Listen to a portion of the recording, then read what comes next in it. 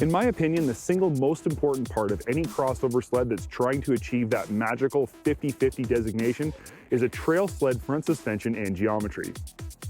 If a manufacturer wants to claim that their crossover sled is 50-50 or even more off-trail based 60-40, the sled has to at least handle like a trail sled, and this is where so many crossover sleds have got it very wrong. This has included Yamaha in the past, but this all changes in 2020 with the new XTX LE 146.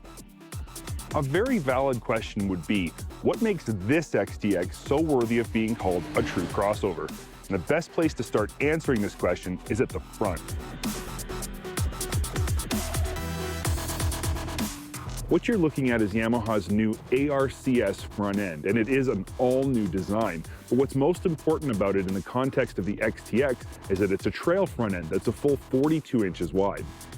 New spindles have an increase in distance between the mount of the lower A-arm and the saddle mount of the ski. The increase is about 1.5 inches, and it actually raises the front end of the sled up, but lowers the roll center. It also increases overall front end ground clearance, which is great for off-trail riding. But that's just a secondary benefit. The best part of this front end is how it affects the sled's on-trail handling. The sled turns in more precisely and it holds its line through a corner more predictably. Ride compliance is also improved thanks to both the new geometry and a set of SnowTrack's TV favorite Fox QS3 shocks. On a trail sled, this front end will be a big improvement, but on a crossover, especially one replacing a mountain front end, it's a massive improvement. The last thing I have to say about the front end on the XTX is something I have been waiting to say about a Yamaha for a long time. The XTX features a new single keel crossover specific ski. Yes, I said single keel. This is not a tuner ski, and as I'm sure you can imagine, this one small change alone makes an almost immeasurable improvement in handling. Now that we're done with the front end, it's time to move to the rear end of the XTX and talk about another one of its all-new upgrades for 2020. Many a great crossover platform has been ruined by the utilization of a dedicated mountain skid. The new skid found in the XTX LE is more of a hybrid between a trail and a mountain skid. Its 146-inch length is obviously biased to off-trail riding, but its on-trail ride quality definitely exceeded my expectations. It's an uncoupled design, so it does a good job of transferring weight, and it soaks up everything from typical trail chatter to gnarly moguls with a composure we've yet to see from any Yamaha crossover. So the XTX LE has got a trail front end that handles and rides great, and a hybrid rear end that has surprised us with how good it handles bumps on the trail. Guess the only question left to answer is, how good is this setup off-trail? For starters, this front end, even at 42 inches wide, still handles great off-trail. Not as good as a narrow mountain front end, but every bit as good as you could expect from a 50-50 crossover.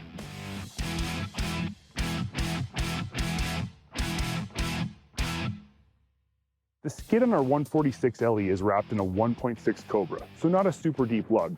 But for typical flatland off-trail riding, this skid and track combo works excellent. On top of all this XTX is a SideWinder, and we all know what that means. 180 plus horsepower from its turbocharged 3-cylinder mill. This kind of power is always a good thing on or off trail, but it does come at a cost. No, I'm not talking about money, I'm talking about weight. The extra weight of this 4-stroke powerhouse is immediately noticeable off trail. But that doesn't mean it's a bad off-trail sled. The power does help mask a large percentage of said weight, but it's still there, and the trade-offs it requires must be understood. For 2020, the LE is Yamaha's top-of-the-line package and includes extras like a heated mountain seat, visor outlet, tail bag, goggle bag, lightweight disc brake rotor, and it's available only in the blue-black color scheme you see here, which is fine with me because it's dead sexy. The only major thing I have to complain about on this sled is the seat. This mountain seat is at a very strange angle for sit-down riding, which is something you're going to do a lot of on a crossover sled. Is it a true 50-50? No, not quite. I'd put it more at a 45-55 crossover. Its on-trail percentage only suffers a tiny bit due to a skid that's not quite as good as a dedicated on-trail skid, but this skid does help it gain a few extra points off-trail. So if you're looking for the most powerful crossover sled in history, one whose on-trail handling is darn close to as good as its off-trail handling, you really only have one choice: Yamaha's 2020 XTX LE 146. Lucky for you, it's a great choice. If you like what you've just seen, click the subscribe button and comment below.